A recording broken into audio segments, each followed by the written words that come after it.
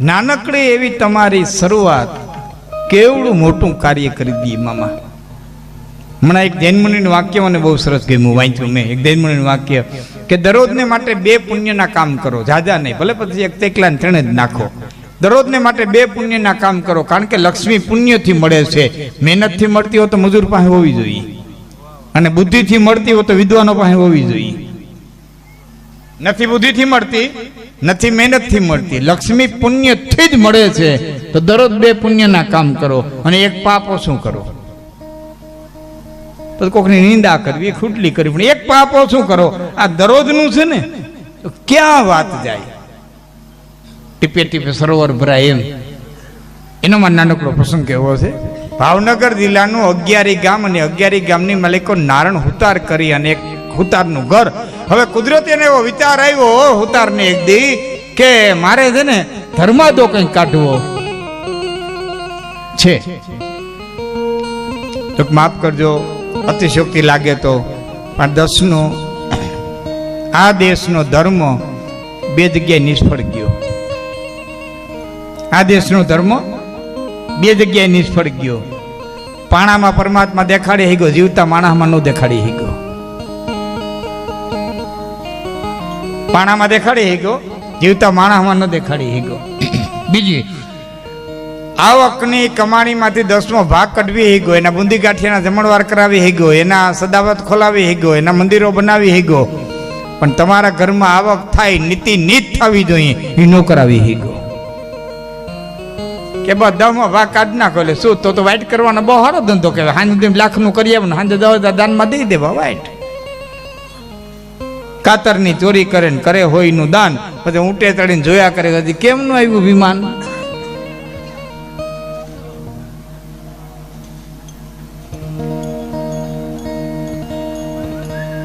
આ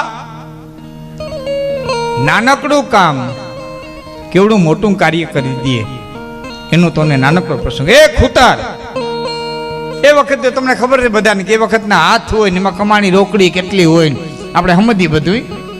કે નવું કામ કરાવે તો કંઈક રોકડું કરાવતો, બાકી હાથમાં હાલતું હોય બધું.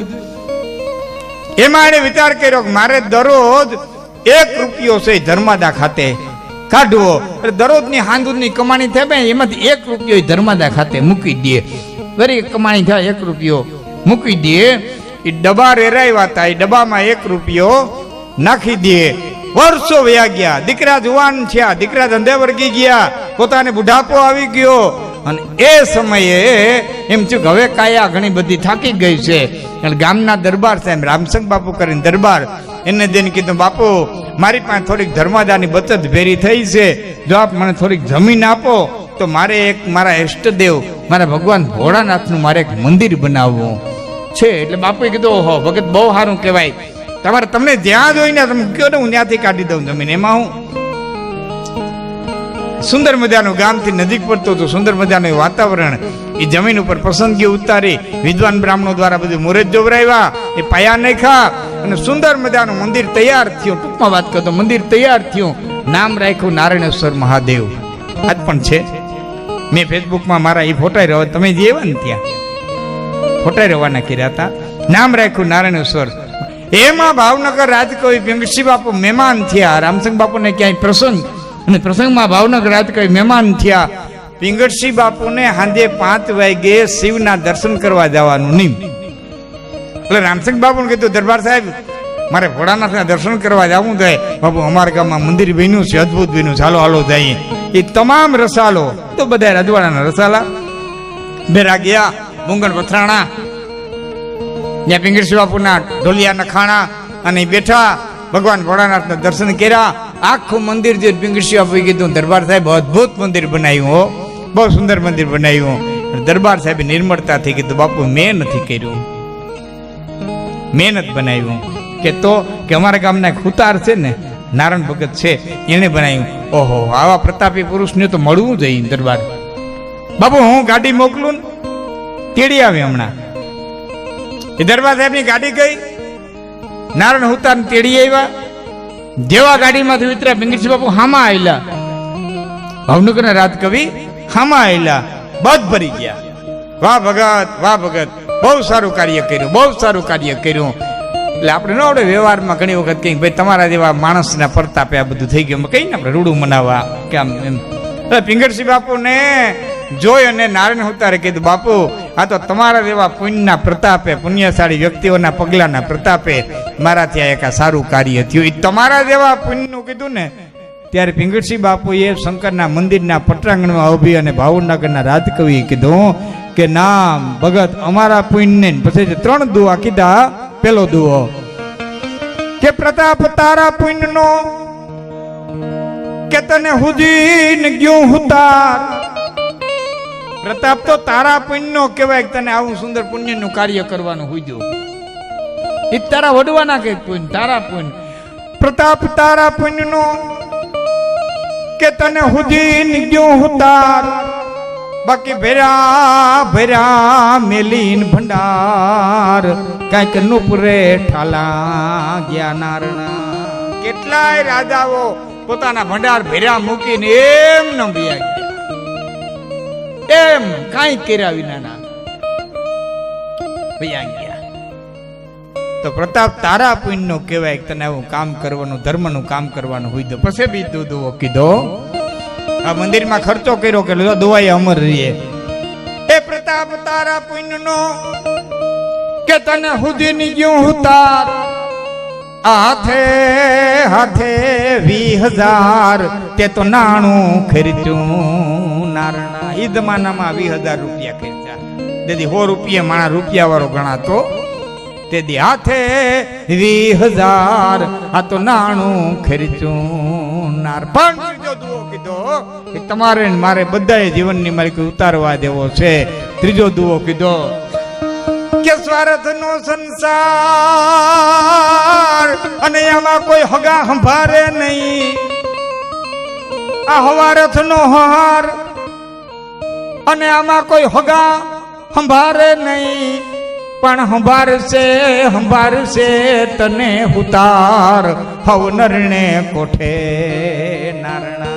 માણાના કોઠા નિર્ણય દાંતણ મોઢામાં નાખશે, ઉઠ્યો હોય છે, દાંતણ મોઢામાં નાખશે, નિર્ણય કોઠો હોય છે.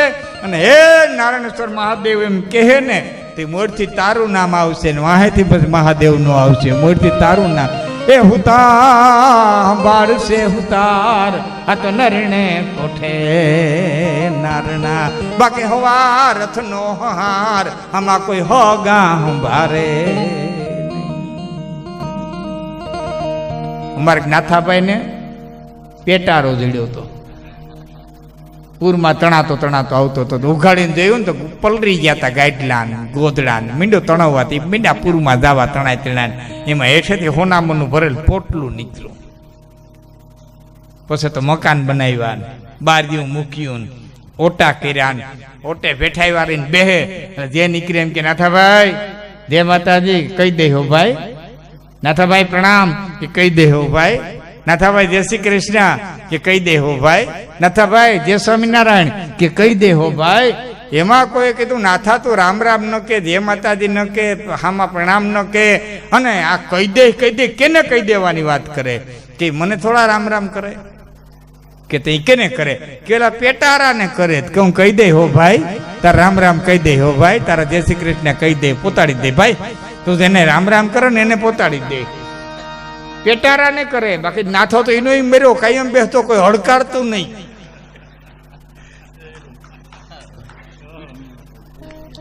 અહવા રત્નો હાર. આજકાલની વાત નથી સાહેબ, આજકાલની વાત નથી. 150 જોજનનો સમુદ્ર ટપીને જે હનુમાન લંકામાં ગયો એ વાલ્મીકના ઝૂંપડા સુધી ન ગયો. કોઈને યાદ આવે? યાદ આવે કોઈને મિત્રો? 150 જોજનનો સમુદ્ર ટપી લંકામાં સીતાજીને જે હનુમાન ગોતવા ગયો એનાય સીતાજીનો ત્યાગ રામે કરી દીધો. તેથી વાલ્મીકના ઝૂંપડા સુધી ન ગયો. નકર મેરઠ છેટું નહોતું, તેથી વાલ્મીકનો આશ્રમ મેરઠમાં હતો. મામા અયોધ્યાથી મેરઠ છેટું નહોતું. વાલ્મીકના ઝૂંપડા સુધી ન ગયો. ઝૂંપડા સુધી તો ન ગયો, પણ રામના કાનમાં કહેવાય કોઈ ન ગયું. સીતાની લેવા સાર અને કોઈએ રાઘવને ન કહ્યું. આ તો સ્વાર્થનો સંસાર આનું કરીમાં ધોખો કાગડા. અયોધ્યા વાળા તો ન ગયા બાપ, અયોધ્યા વાળા તો નો ગયા, પણ કોઈ દાખલો દેખાડો જનકપુર વાળા નો ગયા. કે એની તો દીકરી હતી, કોઈ રાવણમાં દાખલો દેખાડો. અહવા રથનો હાર આનો કર્યું માં ધોખો. આના દુઃખ ન હોય. મારા ઘરની સામે વાડ હતી, વાડીમાં એક ડોલ કાકી દો અને તઈ બરોબર આવું જ ટાણું થયું. 11મો મહિનો તો મને બરોબર યાદ છે. આવું જ ટાણું હતું, દિવાળી પછીનું માવઠા જેવો માહોલ સર્જાણો હતો. હમણાં મીઠો ને મેં વરહવાથી ભાઈબંધ ફોન કર્યો, મને કે લાખણજી ભાઈ આ ચોમાહું ઉનાળો બધું ભેરું થઈ ગયું, આ કુદરત શું કરવાનો છે? મેં કીધું ધન પડદેથી આવ્યું ને વેધર નો આવે, વિદેશનું ધન આવ્યું તો હવામાન નો આવે, આ એકલું આવે, 18 ગુણ લઈને આવે. પિતૃના પૂન હોય તો જીરવાય ને કે આ જીરવાય. તો કાઠિયાવાડની કહેવત છે, ભેંસ ધીરે કપાય છે ને વાણીઓ ધીરવે પૈસા. માયજન હા, અમુક અમુક જ ધીરવે. ભેંસ ધીરે કપાય છે, આ ભેંને જેટલા કપાય ત્યાં દો ને એટલે બળદને જો ધણીને માર નાખે. ડો બોન ધીરવે તગારા ને તગારા. એ બળદ ન ધીરવી શકે, વાણીઓ ધીરવે પૈસા. વાણિયાની પાસે જેમ પૈસા આવે ને એમ ગરીબ થતો જાય, પાકડી તૂટલ થતી જાય, કોટ ફાટલ થતો જાય. હા, જેમ પૈસા આવે ને કોલર તૂટતું જાય, પાકડી તૂટલ થતી જાય. ને આપણે બે કાવડી આવે રિવોલ્વર ને અરજી કરીએ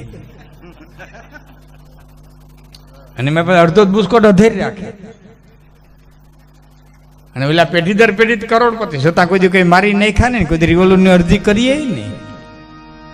હા,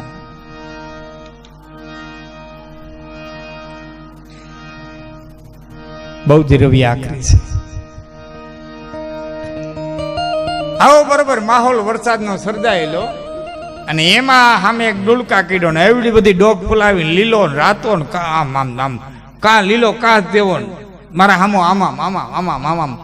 મારા હામો નહીં કરતો, મને એવું લાગ્યું મારા હામો આમામ આમામ કરતો હતો. અને તમે કાગળ લઈ મામા દુઓ લખી અને કાકીડાને કીધું કે કરીમાં અંજસ કાકીડા રંગ પલટાની રાર. આ 3-4 રંગ બદલાય એટલો અભિમાન શું કરો? હું એટલી ડોક ફુલાવીને એવડો બધો લાલ લીલો થઈ ગયો, 3-4 રંગ બદલાવ્યા, ત્યાં એટલો અભિમાન કરો? કરીમાં અંજસ એટલે અભિમાન. કરીમાં અંજસ કાકીડા રંગ પલટાની રાર. આ દીમાં 10 વાર પલટતા માનવ દેખ્યા. તો અમારા સમાજમાં આવી દીમાં 10 ફેરે બદલે એવા પીડ્યા. તું રંગ બદલાવે? રંગ તો અમે બદલાવી આવ્યો. અમારી દુનિયામાં આવી તો ખબર પડે. સવારે નોખો હોય, 10 વાગે નોખો હોય, બપોરે નોખો, રોંઢે નોખો, દિયાસમે નોખો, સાંજે નોખો. તું હું રંગ બદલાવે? તું તો ઋતુ બદલાવે. અમારે દીમાં 10 ફેરે બદલાવે. આ દુનિયા દોરંગી તુરક તોરંગી સ્વાર્થ સંગી એકંગી. તો હું કરવું કે હો જા સત્સંગી. કઈક પરમાત્માનો સત્સંગ કરી લે. હો જા સત્સંગી દૂર કુસંગી તો ગ્રહે ન ટંગી જમજંગી પિંગલ સુપ્રસંગી રતે ઉમંગી ન છંદ ત્રિભંગી સરસાના તીર્થે છિયાના ફિરને આના જગમે આખર મર્યાના. સત્સંગ કરી લે.